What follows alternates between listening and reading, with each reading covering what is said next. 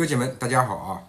从我儿子上幼儿园之后啊，看过咱们视频的朋友都知道，那就经常的感冒咳嗽，每一次啊都要持续好几天，不是吃药就是吊水，不是吊水就是住院，反正就是非常的糟心啊。我们大人就是宁可这些病发生在自己的身上，也不希望小孩子每天在家里咳的那个，我们做大人的啊，心里真的是非常的难受。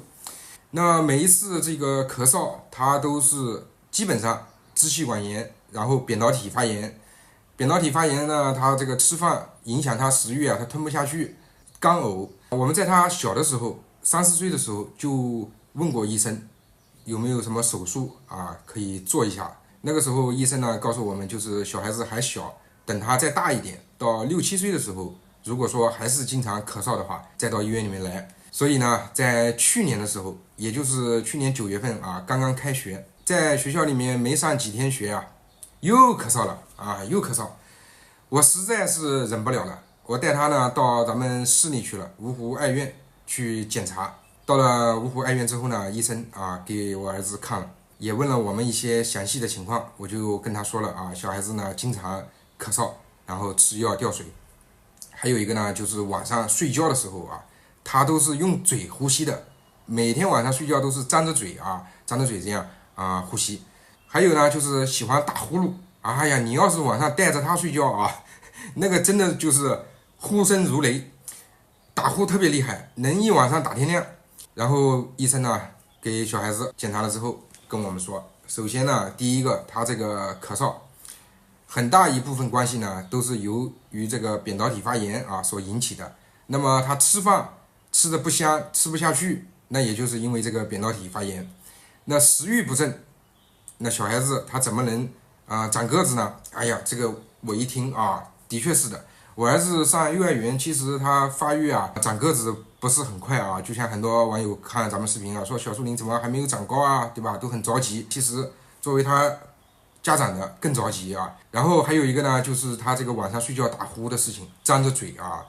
他这个时间长了之后，他的这个上嘴唇啊就越来越翘，因为他老是张着嘴呼吸啊。医生说呢，就说明他鼻子不通啊，鼻子不通，呼吸困难，他只有张着嘴大口大口的呼吸，就导致他大脑供氧不足。那大脑供氧不足，对于小孩子来说，成长发育最重要的一个指标就是什么？晚上睡眠要睡得好，对吧？他睡觉香，生长激素才能发育得快，个子才能长得高啊。哎呀，这我们一听啊。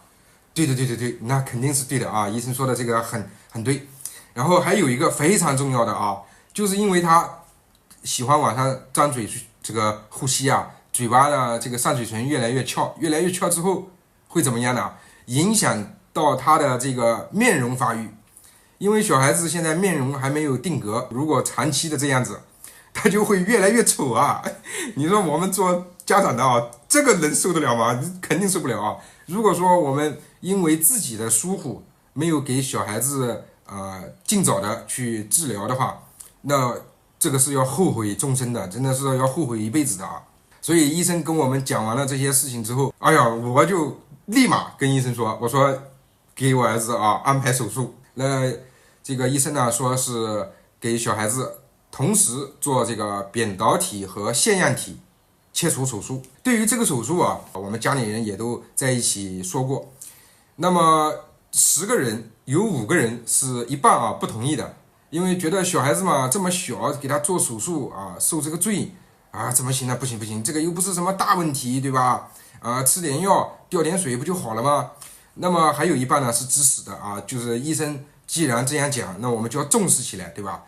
作为我儿子他老爸，对于这个切除扁桃体啊和腺样体这个事情，我是绝对有发言权的。为什么我有发言权呢？因为在我小的时候，也就是我刚刚上1年级啊，7岁的时候，我也是经常咳嗽感冒。然后那个时候是我爷爷奶奶也是带着我啊，在芜湖哪个医院我不记得了，那个时候太小了，我现在记不清楚了啊。那个时候做手术啊，跟现在是完全不一样的啊。我记得特别清楚，不用进这个手术室的，就在门诊，一个医生呢把我抱在前面抱着，然后另外一个医生呢这个麻醉了之后，医生就直接拿镊子啊，在我这个喉咙里面啊夹出来2个啊大概这么大的白白颜色的那个肉团子啊，一夹一夹就好了。那个手术非常快，几分钟啊就搞定了。但是现在呢，我儿子去做这个手术，跟我以前，也就是20多年前啊，是完全不一样了啊。先住院，住院的前2天啊，因为那个手术还没有安排过来，先开了一点这个吊水的水吧，先吊了2天。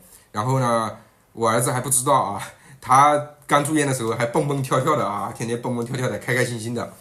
然后到了9月11号啊，我记得是9月11号那天做手术，他一直问我啊，爸爸这个疼不疼啊？我好怕啊，我好担心啊。因为做手术的时候，我们大人是不能在里面的。后来呢，经过这个手术之后啊，被医护人员推出来，哎呀，我看到他这个眼睛都睁不开啊，非常虚弱的样子，真的，我当时心里面很心疼。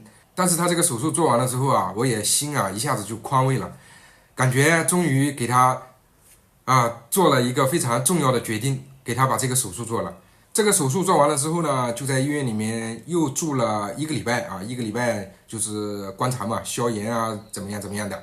做了这1个礼拜之后，也是饮食上面一定要控制啊，还有就是要少说话啊，多休息。从医院里面出院之后回到家，仍然啊，我们没有给他去上学，在家里休息了大概有前后10多天吧。因为这个请假啊，请了很长时间，超过半个月了吧，好像给我们还退了这个学费。哎呀，这个手术做完了之后啊，虽然还没有1年，但是他晚上睡觉明显的就已经改善了很多啊，再也不是每天张着嘴啊大口的呼吸。还有呢，就是他睡眠质量也是真的提高了，再也不打呼噜了。吃饭呢也是越吃越香啊，吃嘛嘛香。如果说医生说你小孩子需要做手术，那咱们一定要听医生的话。不是说你在网上面随便查一查啊，看一看，你就觉得你会了，你懂了啊，你比医生还懂啊。所以说，我们千万不能因为自己的盲目自信，耽误了这个小孩子最佳的治疗时期啊，那不是影响到他这个以后嘛，一生嘛，对不对？